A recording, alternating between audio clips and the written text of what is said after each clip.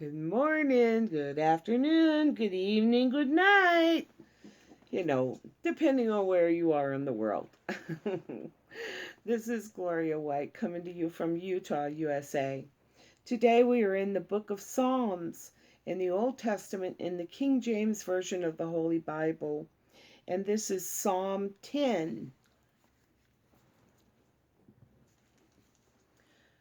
Why standest thou afar off, O Lord? Why hideth thyself in times of trouble? The wicked in his pride doth persecute the poor.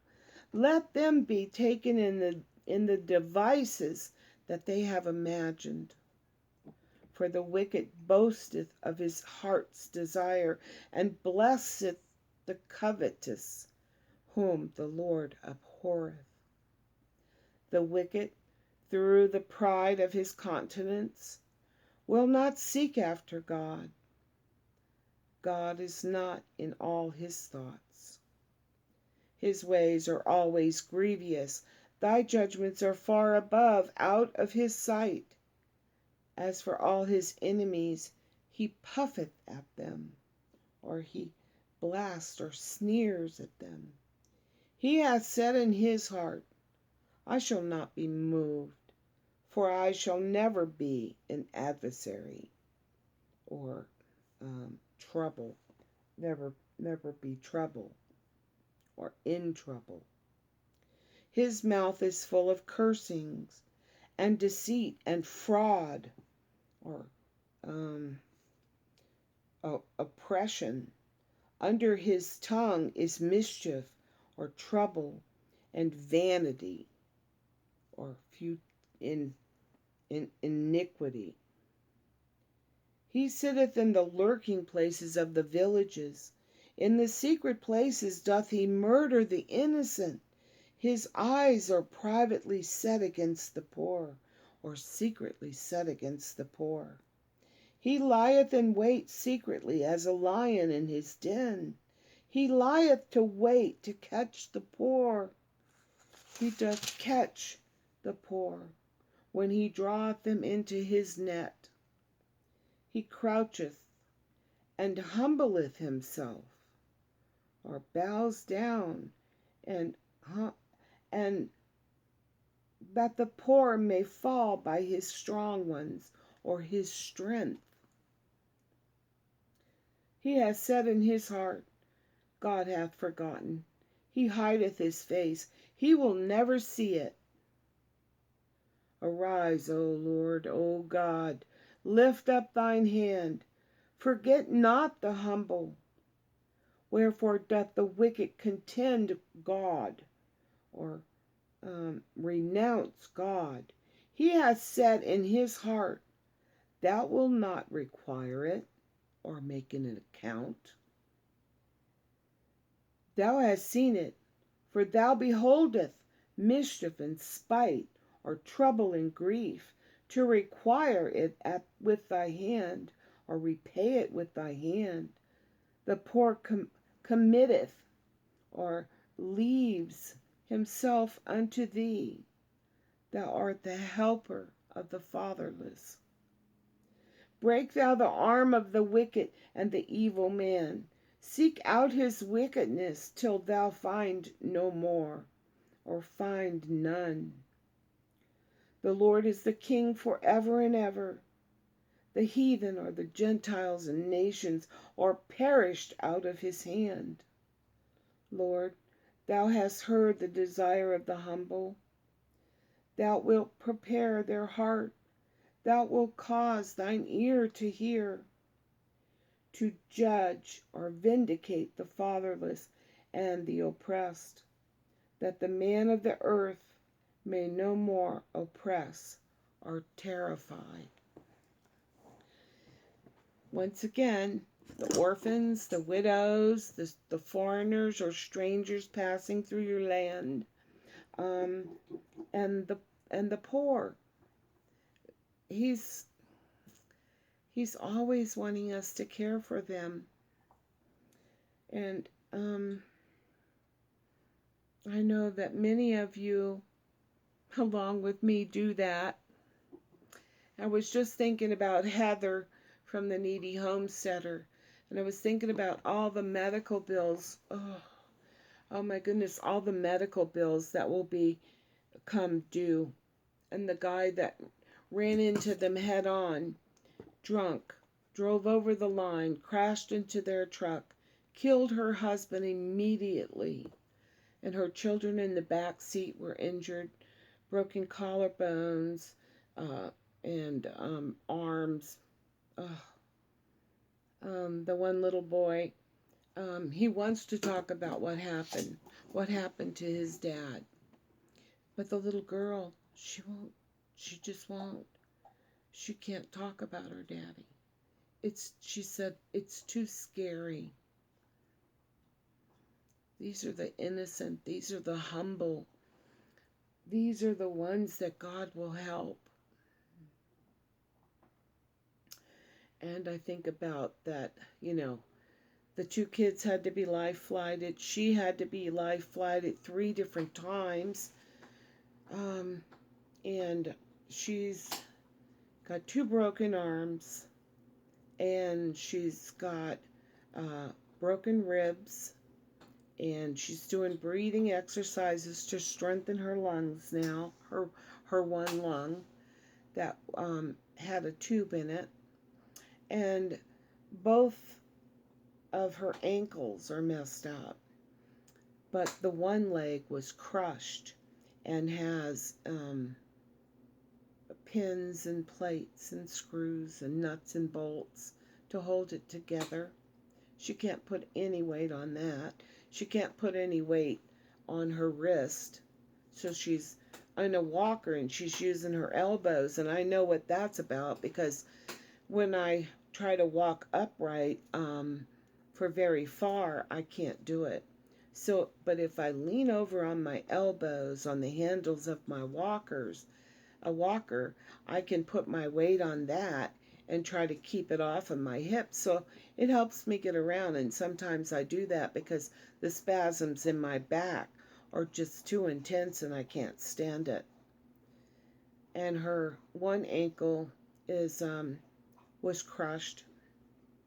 And so there's a special boot they've been putting on her foot that they can pump it up so that it holds her foot. So she can put the weight of her body between her elbows on the walker and walking on the heel of the one foot. She is getting where she can get around. She's in physical therapy in the morning, in the afternoon, and in the evening. It's all day long that she's working so hard to try to build up her body, to make her core muscles and her chest muscles strong enough to help her to be able to move herself around with her elbows. She can open a little ketchup packet. She can open a little jelly, something she can't do with her hands. And it's just impossible. Her wrists are so messed up from where they were broken that she can't do anything weight wise, and she hardly has any strength in her hands. And the little finger won't move; it's nerve damage. And the one thumb she can't move; she has to move it herself.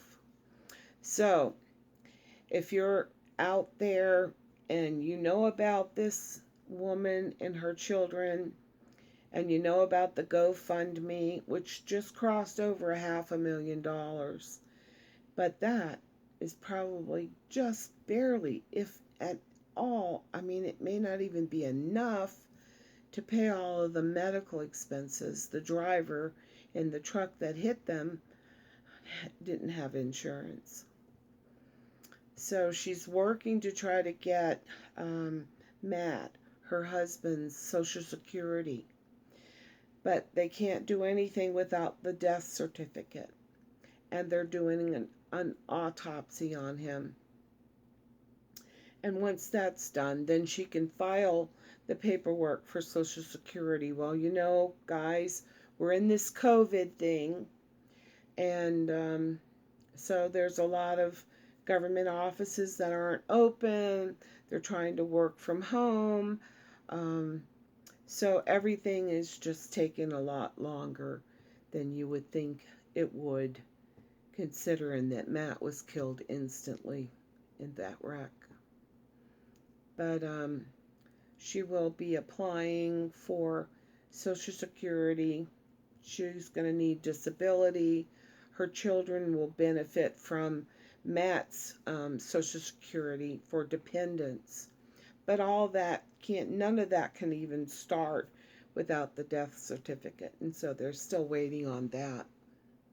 And look how long it's been. This happened the day before Valentine's. They had gone out for Valentine dinner celebration and never made it back home. And anyway, I know that I have a friend of mine that had to be life flighted one time, and just the one flight from where she was, where she had a seizure, fell out on the floor in a grocery store in Idaho, and she lives here in Utah, and it was $78,000 for one life flight, and Heather had to go on 3 of those. So if you can add that up, that's like $240,000 right there. Plus her 2 children were life flighted. So that's another, say, $160,000. And then all the hospital bills, the surgeries that she's had to have, and then all the physical therapy she's having to have. She's still at the hospital. She was hoping to go home this week, but it depends on, can she, manage at home, on her own. And this is the question. But she did say she put on some mascara and some powder, so she was pretty happy about that she could do that for herself. And she did manage to get in the shower and wash her own hair, but she still needs help to even get a shower. So please keep her and her children in your prayers. And if you can give to the GoFundMe, it would certainly be a real blessing to her and her kids if you could do that. If it's $1 or $5 or I don't know, there are some people that are very wealthy that could give more. But it makes me think of the story Jesus told where the little widow woman put all that she had, her whole penury, all the money she had, she put that into the tithe. And then there were the rich men there, and they put in their little 10% and felt pretty good about themselves. And he said, surely she's put in more than you all, because she gave it all, to the Lord. And we should always be praising our God in heaven and singing praises unto him. Here we are in the book of Psalms, and all of these are songs to the Lord. Oh my goodness, he is so good. He is so good to us. But if you can't, send money, prayers are so important right now for her body. I've been praying that God would knit all her bones back together, that they'd be good as new. She had a head injury, so inside her brain, it was bleeding. And so she has partial amnesia. She'll be talking and forget completely what she was saying. And I can so relate to that, because when I had the West Nile virus, um, the mosquito that bit me had one of two of the neuroinvasive types of West Nile virus. So first I got meningitis, which it felt like when I woke up that someone had beat me on my back up and down my spine with one of those little souvenir bats. And anyway, I went to the doctor, and he sent me home, but he didn't want me to be there alone. And it worked out that I wound up there by myself, but I had a neighbor across the street, a young man and his wife. And I told him, I said, Joe, I need you to come over and check on me in the morning. And if you can't wake me up, you know, to just call 911. And anyway, I should have been in the hospital. I was so sick. And anyway, the infection in my spine went into my brain and crossed what they call the blood-brain barrier.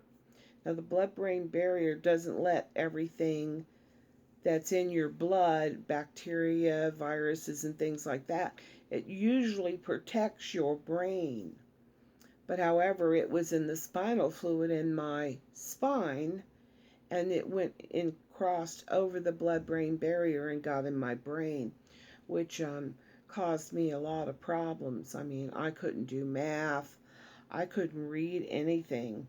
I mean, I could see letters. I knew they were letters, you know, and words, but I couldn't read them.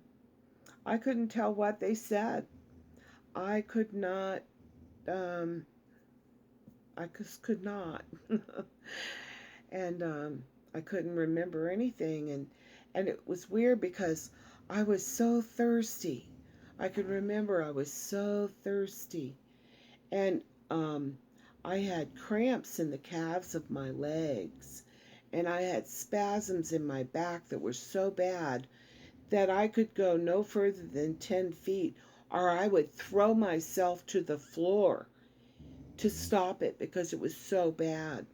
And then I wasn't in a walker. I didn't have any back problems. I didn't have any problems with my hip. And I'd still have to throw myself to the ground just to make it stop because it was so painful. And so I would be thirsty. Now, I have a beautiful, I had, with the house where I was living in, I had a beautiful master bedroom. And right at the foot of the bed, you could see the vanity, double sinks right there, water, water right there.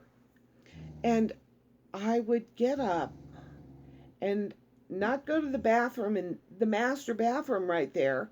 I would get up and go to the bathroom in to the bathroom in the hall. So I would get off the bed and I could make it to the bathroom in the hall, and I would sit there.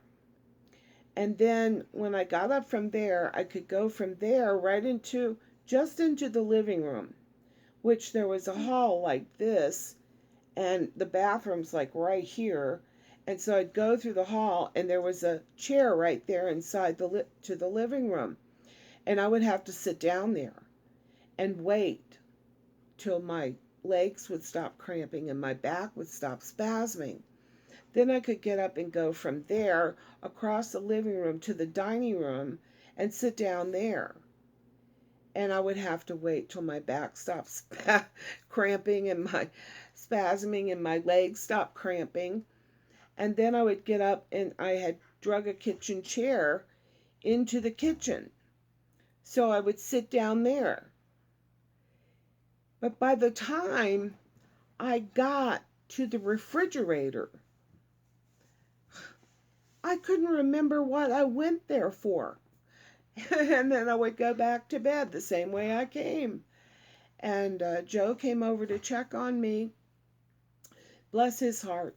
Oh, God bless that man. He came every day to check on me. And I told him, I said, I don't know. It was like, I don't know what day it was. And I told him, I said, Joe, I am so thirsty. I said, I I just can't get to the water. And I didn't have any water in the refrigerator. I don't know why I was going to the refrigerator for water.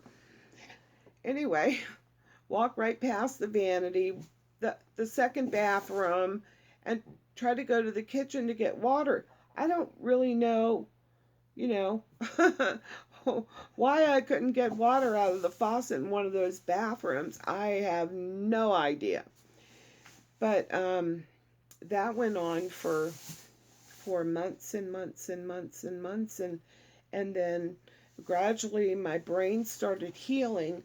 But when your brain is healing, the little um what's the matter, Mommy? Oh, did it go in the box? Well, I'm not going to get it right now. But the little neur- neurons that go from like brain cell, different parts of your body, they were broken. The virus had eaten them. And so it's very takes a long time for those to grow back. Well, now any kind of stress and it hits your brain, it breaks those connections again. So it's very hard to recover from a brain injury. So they have someone there that's helping her with her speech. So there's another expense, and trying to help her with that, and probably someone there trying to help her with the grief. She can't see her kids, her her husband. She can't, do anything to the funeral for the funeral or anything. She's in the hospital and she can't leave there until she gets where she can get around on her own, get in and out of the shower on her own. But anyway, the brain injury, they thought she was going to die because of the brain injury, not the fact that her body was totally mangled. Both arms broke, both one leg crushed, both ankles crushed.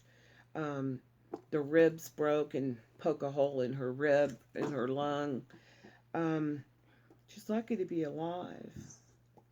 She probably doesn't feel that way every day, but she's very lucky to be alive. And I know she's working really hard to get home to her children.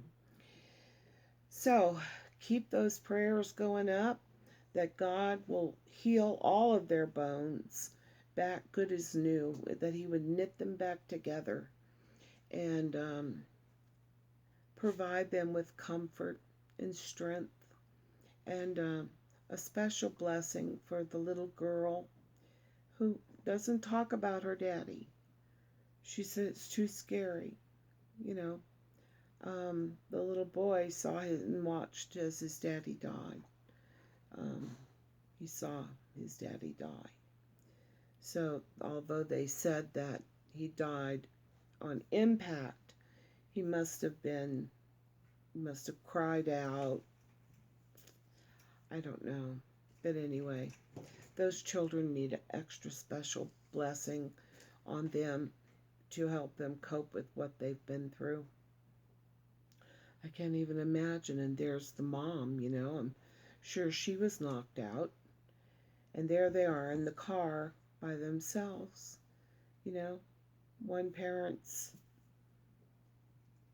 gone and the other one's there but is knocked unconscious. So,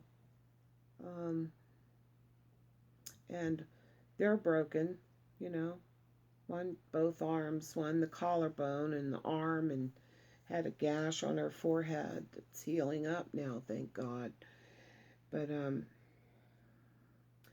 count your blessings every day, even the little bitty ones, they all add up. And as always, I love you.